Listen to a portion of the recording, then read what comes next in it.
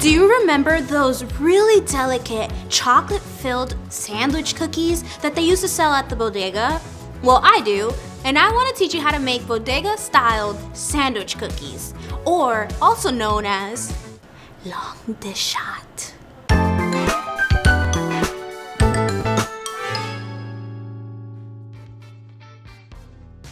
Despite what you might think, these cookies are not intimidating at all. They're actually really easy and fun to make. So let's make our dough. We're gonna take our butter, our powdered sugar, our granulated sugar, and our salt. And we're gonna give this a mix.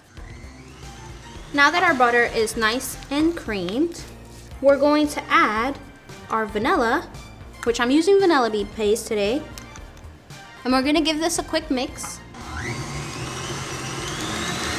And we're gonna incorporate our egg whites. Unlike other cookies that use egg whites, we're not beating our egg whites until fluffy. We're actually just using it as a binder for our flour. So what I'm trying to do with this is I'm trying to make sure that the butter and the egg whites get emulsified together.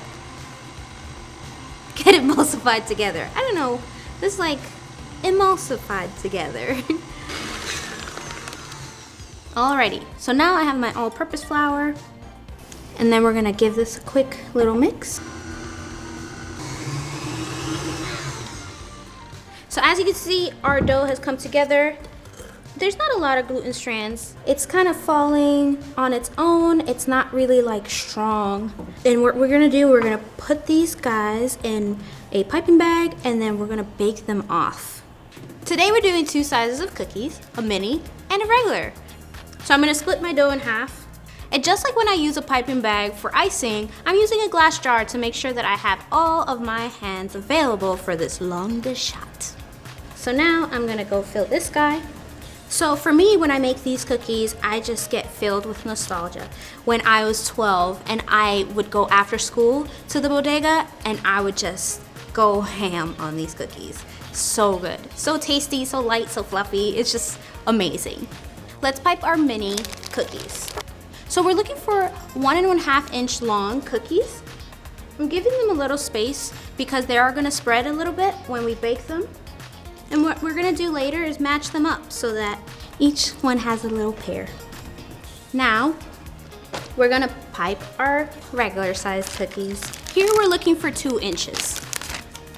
So I would say that you repeat this process again on another sheet tray for both sizes. We're gonna put them in the oven and then I'll be right back. So my cookies are out of the oven and they're cooling down. More on these later, but first we're gonna make our butter ganache. We're gonna add our butter to our mixing bowl and we're gonna give this a quick mix.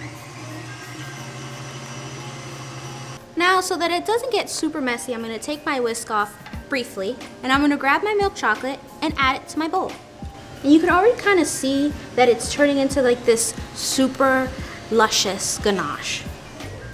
I'm gonna add some vanilla bean paste and I'm gonna add some salt. And as you can see, you have your beautiful, luscious butter ganache. So I've put my butter ganache in a piping bag, so let's get to filling. And just give a generous layer. I don't go all the way to the edge because when I squish them down, it is going to spread, and you don't want to overfill them either because then it's just going to get really messy. So now we're going to squish them together, being very gentle that we don't apply a lot of pressure because then it just gets all over the place, because as you could tell, this ganache is very light and kind of loose actually. That's why we're going to set this in the fridge and it's going to firm up and be so delightful. So now our cookies have come out of the fridge. They're nice and firm. See? You could squish them and they're not gonna just ooze out. So I've melted some chocolate. First we're gonna go down like so in a diagonal action. And then we're gonna go across like this. And we're gonna try to be as consistent as possible so that they look really uniform. Sprinkle some nonpareils on there. And repeat. I mean, how fun is this? Let's get our sprinkles. And now you've decorated them. So I'm gonna take a taste of these guys.